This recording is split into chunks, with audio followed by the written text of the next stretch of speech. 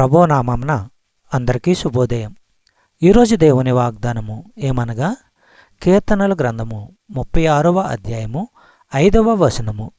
యెహోవా నీ కృప ఆకాశము నంటుచున్నది, నీ సత్యసంధత్వము అంతరిక్షము నంటుచున్నది.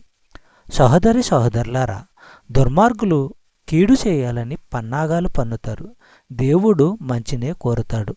దుర్మార్గులు తలపెట్టే కీడు విషయంలో దేవునిలో తప్పులెనడం చెప్పరాని బుద్ధిహీనత, మూర్ఖత్వము.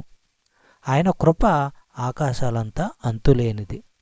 కీర్తనల గ్రంథము 52వ అధ్యాయము 1వ వచనము మనము పరిశీలించినట్లయితే, సూర్యుడా, చేసిన కీడును బట్టి నీవెందుకు అతిశయపడుచున్నావు? దేవుని కృప నిత్యము ఉండును. చెప్పబడిన వాగ్దానము దేవుడు దీవించి ఆశీర్వదించునుగాక. ఆమేన్.